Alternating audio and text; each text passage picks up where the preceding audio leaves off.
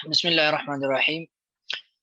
जी, तो पिछले असबाक में हम एमएस वर्ड के इंस्टॉलेशन से लेकर फाइल मेन्यू को मुकम्मल और होम मेन्यू के 3 टैब, 3 फ़ोल्डर्स मुकम्मल पढ़ चुके हैं टूल्स के। जबकि आज के सबक में हम जो चीज़ पढ़ने जा रहे हैं, उसका बुनियादी ताल्लुक स्टाइल्स के साथ है। यानी जो हम किताबें बनाते हैं, अपने पीडीएफ आपने बहुत सारे देखे होंगे जो बने हुए होते हैं, उसमें काफ़ी सारी बेहतरीन किस्म की सेटिंग हुई होती है, हेडिंग, फिर सब हेडिंग, टाइटल, सबटाइटल, ठीक है? ये सारी चीज़ें उसमें आ रही होती हैं। तो उसकी सेटिंग किस तरह से की जाती है, इस पे आज के सबक में हम बात करने जा रहे हैं। अहम सबक है आज का हमारा, इसको जो है आप इंशाल्लाह इससे आपको मज़ा आएगा आज के सबक में। वबरकातुहू तो जिम अकेडमी से जाज़ुल्लाह खान आपकी खिदमत में हाजिर है और आप देख रहे हैं एमएस वर्ल्ड का कोर्स जिसमें पावर पॉइंट का भी कुछ ना कुछ हिस्सा है। ये कोर्स चूंकि हमारा ऑनलाइन हुआ था और वही ऑनलाइन कोर्स आपको दिया गया है, पेड कोर्स आपको दिया गया है, इसलिए बहुत सारी चीज़ें शायद आपको समझने में मुश्किल हो रही हो। तो आप अगले लेक्चर का इंतज़ार कर लिया करें, इंशाल्लाह वो आपके प्रॉब्लम्स अगले तमाम लेक्चर्स में सॉल्व हो जाएंगे। और कोई चीज़ आपको समझ नहीं आती तो इसी वीडियो के कमेंट में भी आप पूछ सकते हैं, इंशाल्लाह आपको इसका जवाब दे दिया जाएगा। और इन तमाम वीडियोस को अपने उन तमाम दोस्तों के साथ भी शेयर करें जो उर्दू से रिलेटेड काम सीखना चाहते हैं। और अगर आप जिम एकेडमी के इस यूट्यूब चैनल और हमारे पेज पे नए हैं तो पेज को फॉलो कीजिए और चैनल को सब्सक्राइब ज़रूर कीजिए ताकि नेक्स्ट जो हमारी वीडियो आए वो नोटिफिकेशन के ज़रिए से आपको मिल सके। तो आप अगर यहाँ पे देखें तो हमारे पास एक मेन्यू आ रहा है स्टाइल्स का। स्टाइल्स का ये मेन्यू है, इसमें काफ़ी सारी चीज़ें आपको देखने को मिल रही हैं। तो सबसे पहला काम तो हम ये करते हैं कि यहाँ पे कुछ लिख लेते हैं ताकि स्टाइल समझने में हमें आसानी हो।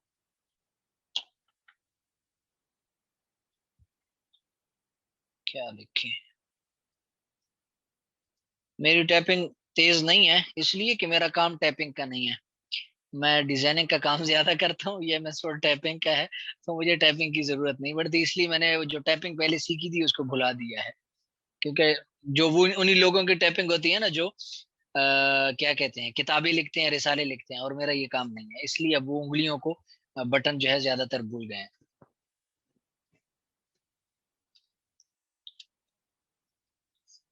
ठीक है, आपके सामने मुख्तसर तारुज जो मेरे ज़हन में है वो भी करा दिया है। ठीक है, इसके साइज़ को मैं यहाँ से छोटा कर देता हूँ, तो इतना ठीक रहेगा। इसको मैं ये बना दिया, लाइन लगा दी इसके नीचे, ठीक है। अच्छा, अब आप देख रहे हैं कि मैंने एक टाइटल बनाया ऊपर, मेन, उसके नीचे एक पैराग्राफ बनाया, ठीक है, कुछ लिख दिया। अब ये मैंने कैसे बनाया कि इसका साइज़ भी मैंने मैनुअल लगाया, सारी चीज़ें इस पे अप्लाई की, तभी ये चीज़ एक-एक यानी चीज़ इस पे मैंने साइज़ अलग से अप्लाई किया, इस पे फ़ॉन्ट अलग से अप्लाई किया मैंने, इसके नीचे लाइन जो लगाई वो अलग से एक टूल से की मदद से लगा ली, ठीक है? ये सारी चीज़ें मैंने इस पे अलग से अप्लाई की हैं। अब अगर मैं यहाँ पे जामिया का एक मुकम्मल तारुफ़नामा बना रहा हूँ, ज़ाहिर है कि उसमें मुझे हेडिंग की ज़रूरत पड़ेगी। बिलफ़र्ज़ अ, अब एक सबसे पहले हेडिंग आ गया जामिअतुश शेख याह्या अल मदनी कतार। उसके नीचे थोड़ी-सी इबारत आ गई। अब अगला हेडिंग आ रहा है अ, जामिया में जारी कोर्सेज़, ठीक है? अब कुलियतुद्दीन, ठीक है, ये मैंने लिख दिया। अब जारी कोर्सेज़ जो है, इसको फिर मैं दोबारा से इसका साइज़ यहाँ से बड़ा करूँगा, इसके नीचे लाइन लगाऊँगा और कुलियतुद्दीन इसको सिलेक्ट किया और यहाँ से इस पे 1 लगा दिया। इस तरह से अब मैं बनाने जा रहा हूँ। अब ऐसे ही हर हेडिंग पे अलग-अलग से अगर मैं टूल्स अप्लाई करता जाऊँ, हर एक पे लाइन भी लगाऊँ, हर एक का फ़ॉन्ट भी तब्दील करूँ, हर एक पे जो है साइज़ भी तब्दील करूँ, तो ज़ाहिर है कि ख़ासा वक़्त खर्च होगा इसमें। तो एमएस वर्ड हमें ये सहूलत देता है कि भई इतनी टेंशन लेने की बिल्कुल भी ज़रूरत नहीं है। आप एक दफ़ा फ़ॉर्मेट बना लें कि जो आप अपनी किताब में हेडिंग बनाएँगे, जो आप हेडिंग बनाएँगे,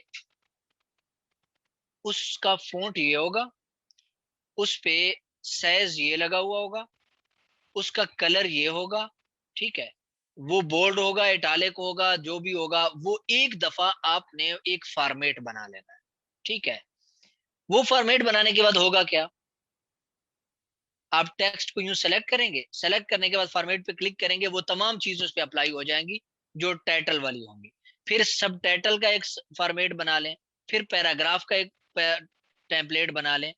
वो एक दफ़ा आप बना लेंगे, बनाने के बाद वो आपके एमएस वर्ड में सेव हो जाएगी, बस फिर जब आपने कोई चीज़ बनानी है, एक दफ़ा लिख ली, टाइटल को सेलेक्ट किया, उस टूल पे क्लिक किया, वो सारी चीज़ें अप्लाई हो गई।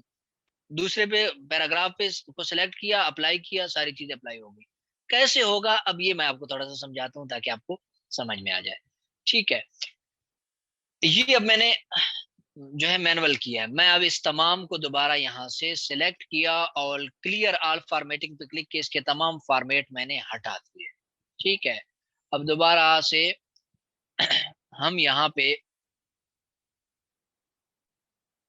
अब हम पहले बना रहे हैं यहाँ पे एक फॉर्मेट। अब स्टाइल पे आप देखें, स्टाइल को देखें।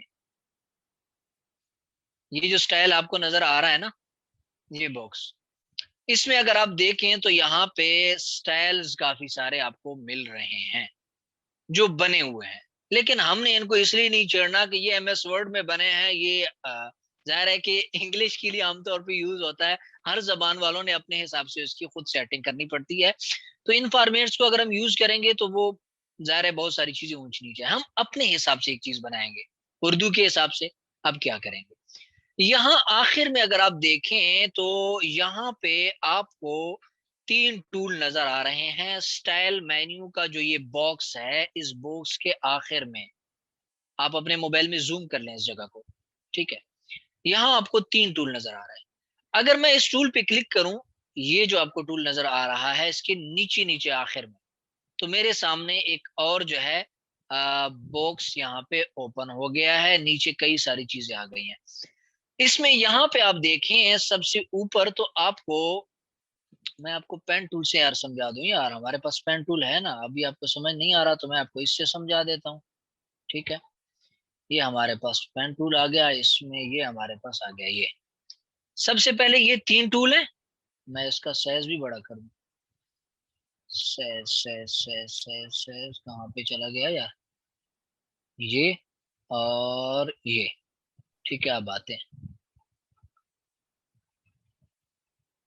सबसे पहले आप यहाँ पे देखें, ठीक है? 3 टूल आपको नज़र आ रहे हैं। अब इन 3 टूल्स में से आप क्या करें कि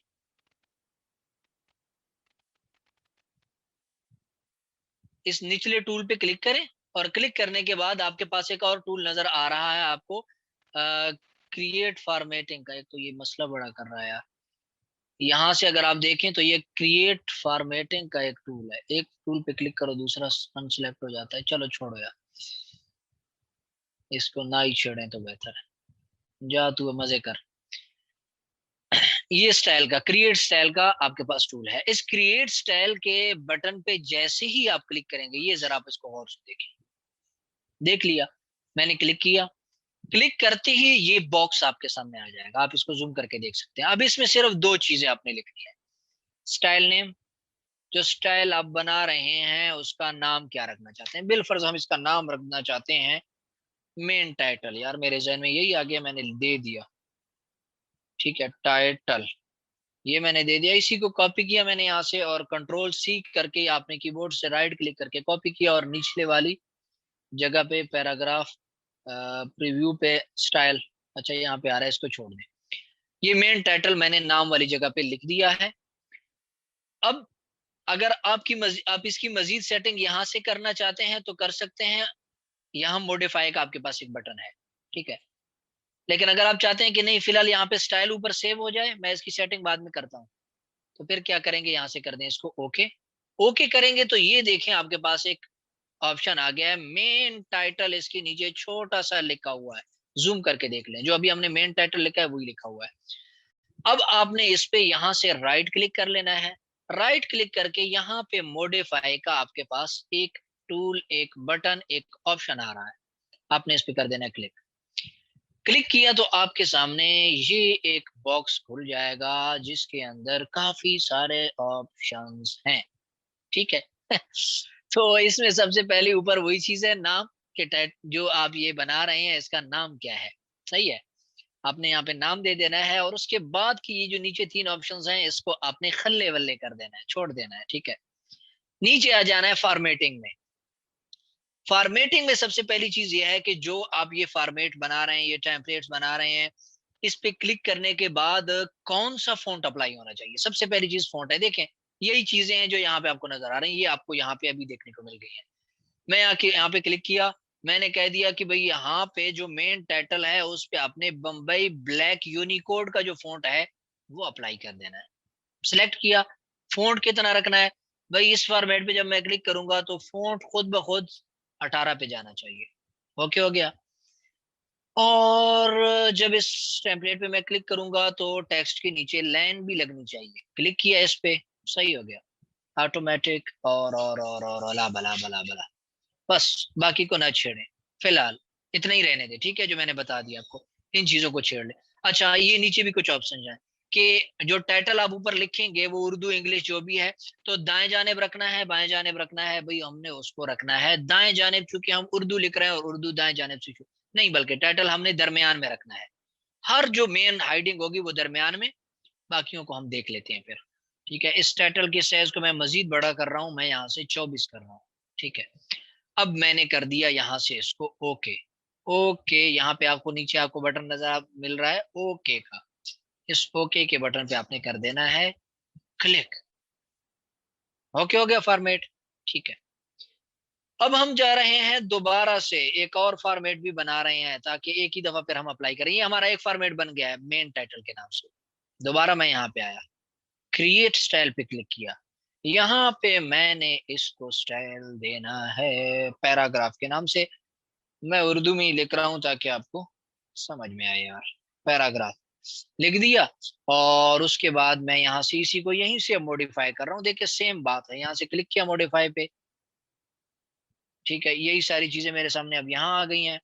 इसका फ़ॉन्ट मैं जमील नूरी नस्तालीक रख देता हूँ, और इसका साइज मैं 18 रख देता हूँ, और इसके नीचे लाइन भी मैंने नहीं लगानी, और बाकी तमाम इसको मैंने दाएं जानिब से शुरू करना है। ठीक है, ये मैंने ऐड कर दिया।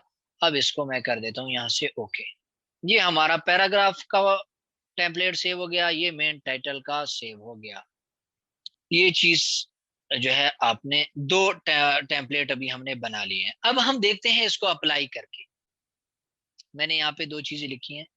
अब सबसे पहले ऊपर हमने लिखा हुआ है, मैं आपको मजीद जूम करके दिखा देता हूँ ताकि आपको करीब से समझ देखने को मिली ये चीजें। बहुत ही करीब हो रहा है यार, हाँ ऐसे ठीक है। अब मैं क्या करूंगा, मैंने जामा तो शेख पे मेन टाइटल अप्लाई करना है, मेन हेडिंग इसको बनाना है, इसको मैंने किया सेलेक्ट, यहाँ से मेन टाइटल पे क्लिक किया, लेकिन ये तो वर्क नहीं कर रहा। क्यों नहीं वर्क कर रहा, इसको हम यहाँ से कर लेते हैं मजीद सेट।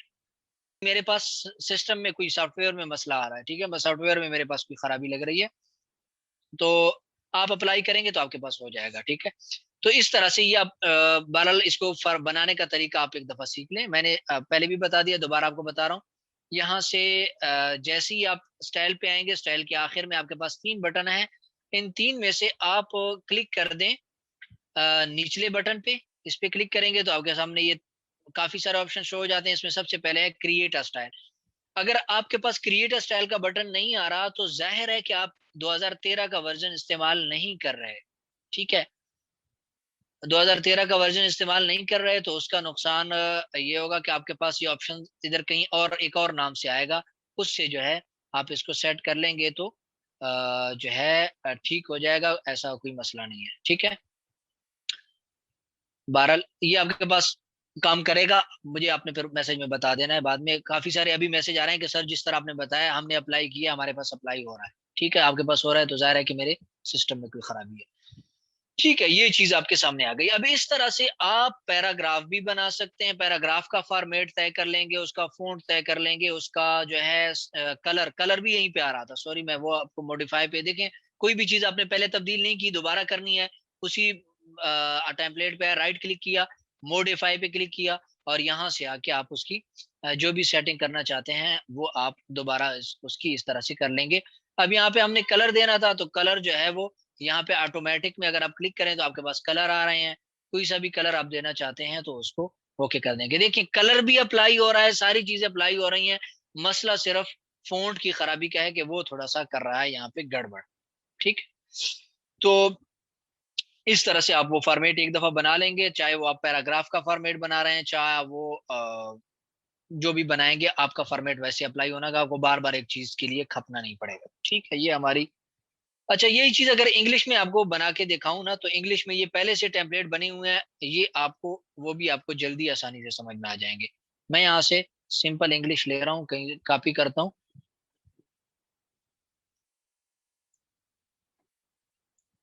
ठीक है, मैं यहाँ से आया और यहाँ से मैंने कुछ इंग्लिश कॉपी की, काफ़ी सारी, ये कॉपी और यहाँ पे आके मैं कर रहा हूँ पेस्ट। ये इंग्लिश में लेके आया, इसको मैंने यहाँ से इसकी तमाम फ़ॉर्मेटिंग ख़त्म की। अब इसके ऊपर वाले को हम हाइडिंग बनाना चाहते हैं, तो इन्होंने ये हाइडिंग नंबर 1 के नाम से एक ऑप्शन दिया हुआ है। इस पे मैं क्लिक किया, ये देखिए हाइडिंग नंबर 1 लग गया। इसी तरह इस पे क्लिक किया मैंने और क्लिक करने के बाद इसको हाइडिंग नंबर 2 दे दिया, तो ये इस तरह से आ गया, ठीक है? वो अंदर से जिस तरह भी फ़ॉर्मेटिंग हुई है।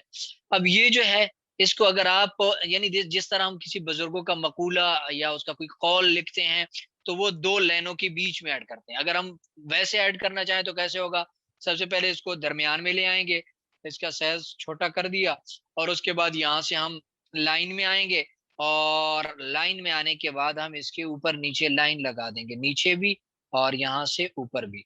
तो इस तरह से एक चीज़ बन जाएगी कि ये किसी की चीज़ जो है यहाँ पे नकल करके दी जा रही है। तो ये तो हम मैनुअली ऐसा करेंगे। लेकिन अगर आप किसी एक ऑप्शन से करना चाहते हैं, तो वो आप एक दफ़ा अपने लिए फ़ॉर्मेट बना लेंगे, जिस तरह यहाँ पे बना हुआ है, अगर आप आखिर में देखें, इसमें मैं क्लिक करूँगा तो वही चीज़ बन गई है, साइज़ थोड़ा-सा बड़ा हो गया है, ठीक है? तो ये किताब पीडीएफ बनाने के लिए आपको इस चीज़ की ज़रूरत पड़ती है। अच्छा इस तरह से अगर आप बनाएँगे ना, तो इसका सबसे बड़ा फ़ायदा क्या है? मज़ा कब आएगा आपको? ये चीज़ आपको मैं बाद में समझाऊँगा कि इसका आपको फ़ायदा क्या होगा। लेकिन अभी आपको सरसरी मैं आपको एक चीज़ समझा देता हूँ, कि जब आप काम हेडिंग से लेंगे ना, इन हेडिंग्स ये इस तरह से एक दफ़ा बना के काम करेंगे, तो आपको अपने किताब का जो क्या कहते हैं शुरू में फ़हरिस्त जो होती है किताब की, जिसमें लिखा होता है कि ये मज़मून फलाँ सफ़े पे है, ये मज़मून फलाँ सफ़े पे है और है ये मज़मून फलाँ सफ़े पे। ठीक है? ये चीज़ जो होती है, तो ये भी आपको किताब मुकम्मल होने के बाद मैनुअल करने की ज़रूरत नहीं होगी कि एक-एक पूरी फ़हरिस्त में आप लाइनें बनाएँ, उसके बीच लिखें कि ये मज़मून मैंने फलाँ सफ़े पे लिखा था, उसका सफ़ा नंबर ये है। ये आपको खुद नहीं करनी पड़ेगी, अगर आपने इस तरह से टेम्पलेट बना के काम किया है। आप कोर्स के आखिर में करेंगे क्या सिंपल सॉरी कोर्स नहीं, किताब के आखिर में। शुरू में आएँगे, शुरू में आके आप सीधा पेज लेआउट में आएँगे और पेज लेआउट में आने के बाद बल्कि टे नहीं रेफरेंसेस में आएँगे और यहाँ पे टेबल ऑफ कंटेंट्स के नाम से अगर आप एक इस ऑप्शन पे क्लिक करेंगे, तो आप यहाँ पे देखेंगे कि आपके खुद ब खुद वो हेडिंग्स बन जाएँगी। अब यहाँ पे इंग्लिश की 2 हेडिंग हमने बनाई हैं, तो आप यहाँ पे क्या देख रहे हैं कि ये जो इंग्लिश की 2 हेडिंग्स हैं, वो ये नीचे हमने बनाई हैं, वही यहाँ पे उन्होंने बता दिया कि सफ़ा नंबर 1 पे दोनों पड़ी हैं, ठीक है? बहरहाल ये एक लंबी चीज़ है, इस पे हम पहुँचेंगे रेफरेंसेस पे, तो ये चीज़ आप वहाँ पे सीख लेंगे, टेंशन लेने की ज़रूरत नहीं है। फिलहाल मैंने वैसे सरसरी तौर पे आपको समझा दिया कि अगर आप इस तरह से काम करेंगे, तो इसका आपको ये वाला फ़ायदा बड़ा होना है और मज़ा आना है आपको, ठीक है? जी, तो स्टाइल को आप समझ गए होंगे, ये सारी चीज़ें अगर इसमें ज़्यादा चीज़ें आपको नज़र आ रही हैं, तो ये बने-बनाए इसके अंदर स्टाइल हैं, कोई और ख़ास चीज़ नहीं है, आपने अपने हिसाब से एक चीज़ बना के उस पे वर्क करना है। हम जाते हैं अपने आखिरी बॉक्स की तरफ जो एडिटिंग से मुताल्लिक है, होम मेन्यू के अंदर, ठीक है? इसमें आपको 3 टूल्स देखने को मिल रही हैं, ठीक है? 10 मिनट के बाद खुद ब खुद हमारा ज़ूम बंद हो जाएगा, फिर आपने ऑटोमैटिकली इसको जॉइन कर लेना है। सबसे पहला टूल हमारे पास आ रहा है फाइंडर के नाम से। ये टूल क्या काम करता है, ये मैं आपको बता देता हूँ। आज के सबक में वैसे आपको आना मज़ा है। बड़े मज़े-मज़े के यार टूल हैं। ये जो आज के टूल हैं ना, बड़े मज़े-मज़े वाले हैं। ये जो एडिटिंग में 3 टूल्स आपको मिल रहे हैं, इसमें फाइंडर का टूल क्या काम करता है? अब आप देखिए, मैं आपको दिखाता हूँ क्या काम करता है। मैं इस इंग्लिश को मुकम्मल सेलेक्ट किया, इसको डिलीट किया और इसको मुकम्मल को मैंने दोबारा से जो है बड़ा किया और इस पे मैंने कर दिया जमील नूरी नस्तालिक फ़ॉन्ट अप्लाई और हेडिंग वगैरह को बड़ा किया। अब मैं यहाँ से कर रहा हूँ जारी कोर्सेज को डिलीट किया, इसको भी कर दिया डिलीट। अब यहाँ से इसको किया मैंने कॉपी, और कॉपी करने के बाद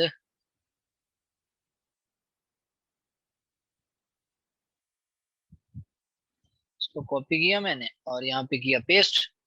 पेस्ट करने के बाद मैं यहाँ से इसको दोबारा कॉपी कर रहा हूँ और कॉपी पेस्ट, यानी ये एक पैराग्राफ बन गया है। अब मैं ये और मजीद बढ़ाना, ये एक सफे पे है ना, मैं इसको यहाँ से कॉपी करके कई सफहात पे यही वाला टेक्स्ट ले जाना चाह रहा हूँ। कॉपी किया, दोबारा से पेस्ट करता गया, ये अब कई सफ़े हमारे पास बन गए। अगर मैं आपको दिखाऊं कि ये कितने पेजेस हम बना चुके हैं, कितने सफ़हात बना चुके हैं, तो आप यहाँ पे देख सकेंगे। यार किधर गया,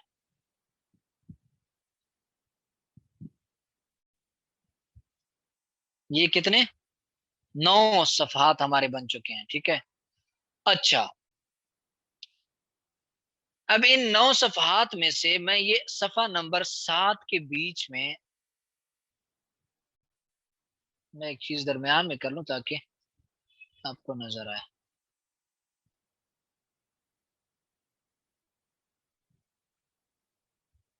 ठीक है, अब आपको नजर आ रहा होगा,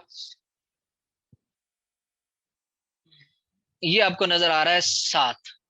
अगर आप जूम करके देख लें तो आपको यहाँ पे 7 लिखा हुआ नजर आ रहा है कि ये जो मैंने सफा इस वक्त खोला हुआ है, ये सफा नंबर 7 है। अब सफा नंबर 7 के बीच में मैं यहाँ पे नाम लिख रहा हूँ अहमद खान चाचा। ये 7वें सफे के बीच में मैं लिख रहा हूँ अहमद खान लिखना है, लेकिन मैं लिख रहा हूँ अहमद जान। ठीक है, ये मैंने क्या लिखा, अहमद जान, यहाँ पे मैंने लिख दिया। मेरी बात आप समझ रहे होंगे।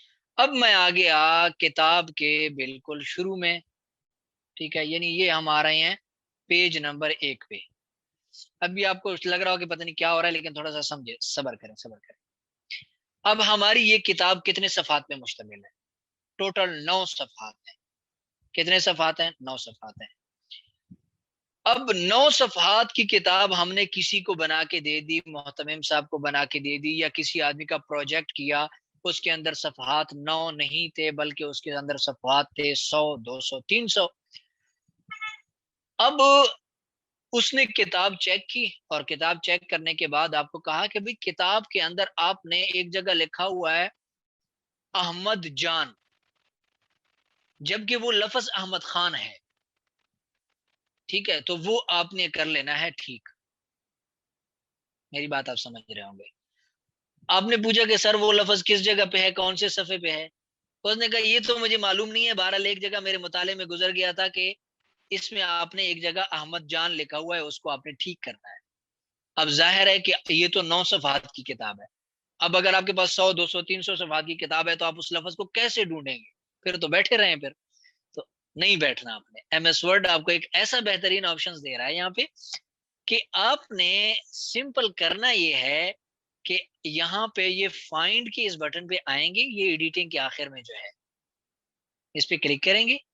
जैसे ही क्लिक करेंगे तो आपके पास यहाँ जो है बाएं जानेब एक टैब खुला है, यहाँ पे आप देखें बाएं जानेब कुछ खुल गया है यहाँ, जिसके अंदर जैसे ही आप उस पर क्लिक करेंगे तो ये बॉक्स आपके पास खुल जाएगा। इस बॉक्स में टोटल 3 चीजें हैं, इनको हम देख लेते हैं पहले। अब आपने वो वाला लफ्ज यहाँ पे लिख लेना है। उसने आपको क्या बताया था कि एक लफ्ज है अहमद जान, उसको अहमद खान आपने करना है। अब आप सिर्फ अब ढूंढ रहे हैं उसे कि वो लफ्ज कहाँ पे है, कौन से सफ़े पे है। तो आपने सिर्फ यहाँ पे लिख देना है सर्च बार में अहमद जान। मैंने अहमद जान लिखा, खुद ही अहमद जान जिस सफ़े में भी था, मैं यहाँ लिखता गया तो एमएस वर्ड ढूंढता गया और आखिर में वो मुझे यहाँ ले आया और उसका कलर इसने पीला कर दिया कि भाई जो लफ्ज आपने लिखा है ना, वो ये लफ्ज है जिसे आप ढूंढ रहे हैं। ठीक है, आ गई समझ? अब हम चाहते हैं थोड़ा सा आगे कि इसको ठीक कैसे करना है। ठीक कैसे करना है, बस यहीं पे क्लिक करें, आप इसको कर दें अहमद खान, बात खत्म हो गई, मामला खत्म। अच्छा, अब इसी फाइंडर टूल के अंदर आपको काफी सारी चीजें यहाँ और भी मिल रही हैं। हाइडिंग का है, जितने भी, अगर हाइडिंग पे क्लिक करेंगे, आपने किताब के अंदर काफी सारे हाइडिंग बनाए हैं, तो वो यहाँ पे शो हो जाएंगी। कितने सफ़हात हैं आपके इस किताब में, अगर पेजेस पे क्लिक करेंगे तो यहाँ पे देखें आपके पास वो सफ़हात शो हो गए हैं। 6, 7, 8, 9 सफ़हात हैं, तो इसमें 9 सफ़हात आपको देखने को मिल रही हैं। और इस सफ़े पे बॉर्डर लगा हुआ है कि इस वक़्त आप सफ़ा नंबर 7 पे मौजूद हैं। ठीक है? ये चीज़ आपको समझ में आ गई। अगला टूल रिप्लेस का नाम सुनते ही आप समझ तो गए होंगे कि यार ये रिप्लेस तो कोई ख़ास किस्म का टूल है। ख़ास किस्म का नहीं बल्कि आम टूल है, जिस तरह हम किसी चीज़ को रिप्लेस करते हैं। लेकिन इसका एक और फ़ायदा, जिस तरह मैं समझा रहा हूँ ना, शायद आपके ज़हन में वो चीज़ ना आ रही हो। एक मिसाल मैंने अभी आपको दी थी कि इस तरह से आपके किताब में गलती आई और उसने आपको बता दिया कि आपने उस गलती को जो है ठीक करना है, और वो गलती एक जगह थी, आपने उस गलती को कर लिया ठीक। लेकिन इस दफ़ा मामला ये है कि आपको जो गलती बताई गई है, वो ऐसी है कि वो तो किताब में बारहा आई है। यानी बिलफ़र्ज़ मैं आपको एक मिसाल देता हूँ, क्या आपने किताब में जो है लिखा है ना, लफ़्ज़ है, ठीक है? ये लफ़्ज़ है नहीं है, ये जो आपने लिखा है, ये आपने पूरी किताब में इस तरह से नहीं लिखा, बल्कि आपने कैसे लिखा है? आपने इसको लिखा है इस तरह से। यानी 2 अंकों वाली हे आपने यहाँ पे डाली हुई है। या आप मैं अगर आपको यहाँ पे कलर भी करके दिखाऊँ, इस चीज़ पे आप फ़ोकस रखें जो मैं समझा रहा हूँ। ठीक है, हाइलाइट कर रहा हूँ, ये देखिए। आपने है को इस तरह से लिखा है, हालाँकि है ऐसा नहीं लिखते होते, ठीक है? तो अब आप क्या करेंगे? उसने आपको बताया कि भई आपने किताब तो मुकम्मल कर ली, लेकिन इसके अंदर जो लफ़्ज़ है ना, वो आपने हर जगह गलत डाला हुआ है, आपने वो 2 अंकों वाला डाला हुआ है। अब आप हर जगह से ज़ाहिर है कि अब ये नया फड्डा है कि हर जगह पे आप है को सेट करेंगे तो ये भी बड़ा लंबा मामला हो जाएगा। तो अब हम ये समझ लेते हैं कि गुल बिल-फ़र्ज़ ये है गलत है। ये है जो लिखा हुआ है ना, ये गलत है। इसको 2 अंकों वाला है कर लेना है। आप फिर इसको उलट कर लेना है यहाँ।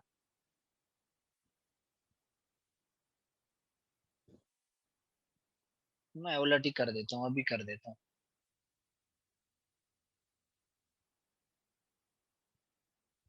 ठीक है? हर जगह उलट हो गया है। अब ये है लिखा हुआ है।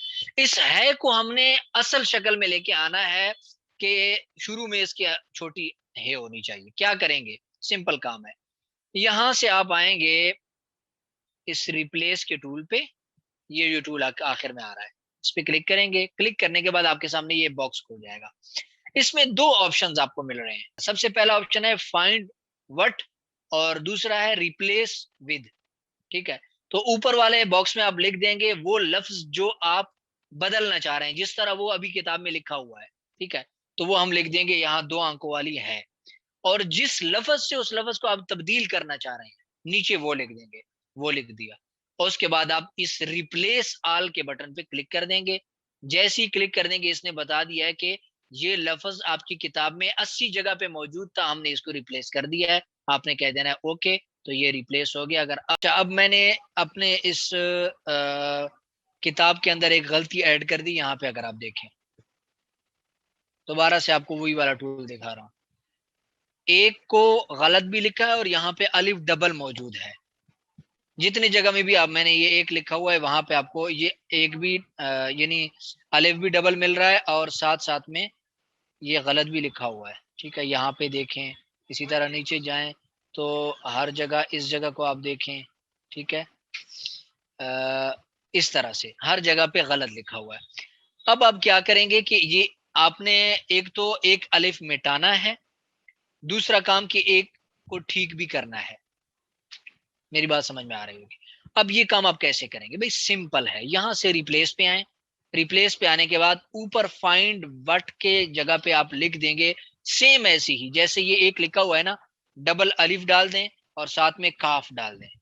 लिख दिया आपने, नीचे रिप्लेस विद पे आप लिख दें एक, जिस तरह उर्दू में लिखा जाता है। उसके बाद आप रिप्लेस ऑल के बटन पे क्लिक कर दें और उसके बाद आपको बता दिया इसने कि सर आपने आपकी किताब में 80 जगह पे ये लफ़्ज़ मौजूद था, हमने उसे रिप्लेस कर दिया है। तो आप कह देंगे ठीक है, बहुत-बहुत शुक्रिया आपका, बहुत-बहुत शुक्रिया। क्लोज़ कर दें, अब देख लें।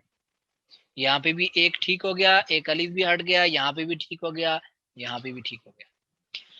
समझ गए होंगे दरवेशों। आखिरी हमारे पास ऑप्शन आ रहा है ये सिलेक्ट टूल का। सिलेक्ट टूल सिंपल है, मैं आपको समझा देता हूँ। ये सिलेक्ट टूल है कि आपने बसा औकात हम जब कोई ऑब्जेक्ट यहाँ पे ऐड कर देते हैं, कोई तस्वीर अपने किताब में ऐड कर देते हैं, बिलफर्ज मैं यहाँ से आ रहा हूँ, शेप उठाया और शेप उठाने के बाद यहाँ पे शेप मैंने ऐड कर दिया। अभी तो ये शेप टेक्स्ट के ऊपर है, हमारे लिखाई के ऊपर आ रहा है। लेकिन अगर मैं यहाँ इसके आप दाएं जानिब देखें, छोटा सा एक आइकन है, इस पे क्लिक करूंगा। क्लिक करने के बाद मेरे पास काफी सारे ऑप्शंस आ रहे हैं। इन्हीं से आपको समझ में आ जाएगा। और इसमें ये जो चौथे नंबर पे, पांचवें नंबर पे एक ऑप्शन है, ये बाद में हम समझ लेंगे, कोई टेंशन नहीं है। इस ऑप्शन पे मैं अगर क्लिक करूंगा तो ये लिखाई के पीछे चला जाएगा, ये लिखाई ऊपर आ जाएगी, ये शेप हमारा नीचे चला जाएगा। तो क्लिक किया, नीचे चला गया। अच्छा, अब क्या मसला आ रहा है, मैं इस शेप को पकड़ के कहीं और लेके जाना चाह रहा हूँ, लेकिन ये मेरी सिलेक्शन में आ ही नहीं रहा। देखो, मैं इसको पकड़ने की कोशिश कर रहा हूँ, ये बंदा हाथ नहीं आ रहा। अब क्या, इसको आप यहाँ से सिलेक्ट कैसे करेंगे, कैसे किसी तरफ मूव करने के लिए इसको सिलेक्ट करेंगे? तो उसके लिए आपके पास ये सेलेक्ट का टूल है, इससे आप आएंगे और सेलेक्ट ऑब्जेक्ट के इस बटन पे जैसे ही आप क्लिक करेंगे, उसके बाद माउस लेके आएंगे तो ये देखिए, ये सिलेक्ट हो जाएगा। वैसे ये सिलेक्ट नहीं होगा, फिर आपने पूरा जो है एमएस वर्ड को उस वक्त ढूंढना है, आपको नहीं मिलेगा। सही है, तो ये चीज आपको समझ में आ गई होगी। आज के सबक में हमारा होम मेन्यू जो है वो कंप्लीट हो चुका है। आज का सबक ही इतना इंटरेस्टिंग है कि मेरे ख्याल से कुछ बना के दिखाने की जरूरत भी नहीं है, हर चीज ही मैंने आज के सबक में बना के ही दिखाई है। तो अगर आप चाहें वैसे तो मैं आपको वैसे जो है जल्दी से वो एक जिस तरह पैराग्राफ बनता है वो अगर दिखा दूं, जरूरत तो नहीं है, लेकिन फिर भी मैं यहाँ से एक ही पैराग्राफ को कॉपी कर लेता हूँ और यहाँ से कॉपी किया इसको और बाकी तमाम को सेलेक्ट करके डिलीट कर दिया और यहाँ पे इसको पेस्ट किया और पेस्ट करने के बाद यहाँ इसको सिलेक्ट किया, राइट पे ले आया, मैंने इसको सिलेक्ट किया और इसको दरमियान में ले आया और यहाँ से इसकी फॉर्मेटिंग मैंने चेंज कर दी ये। और इसका कलर रेड, मुझे इस तरह से तेज कलर अच्छे नहीं लगते, मैं इसका कलर रख देता हूँ ये। नीचे आए, जारी कोर्सेज, ठीक है।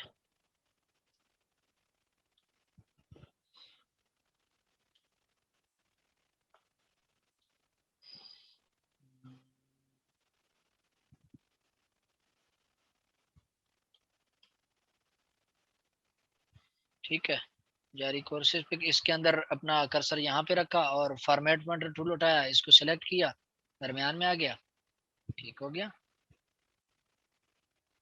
नहीं कर रहा तो काम, तो फिर ऐसे आ जा। आज सिस्टम ही मेरा पूरा मसला कर रहा है, क्या है बहरहाल, ठीक है।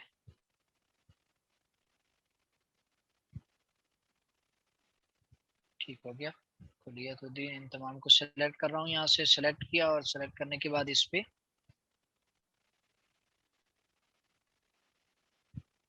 अच्छा ये देखें, अब गलती ये हमारे 1 2 3 इस जानेब लग रहे हैं, क्यों? गलती क्या हो रही है? गलती ये हो रही है कि हमने यहाँ से टेक्स्ट का डायरेक्शन सेट नहीं किया, राइट टू लिफ्ट नहीं किया, ये लिफ्ट टू राइट है। ठीक है, यहाँ से सेट किया इसको, अब इससे पैराग्राफ को यहाँ पे ओके किया, अब इस पे अप्लाई कर रहा हूँ। ठीक है, या कोई सा ये ऐड कर देता हूँ।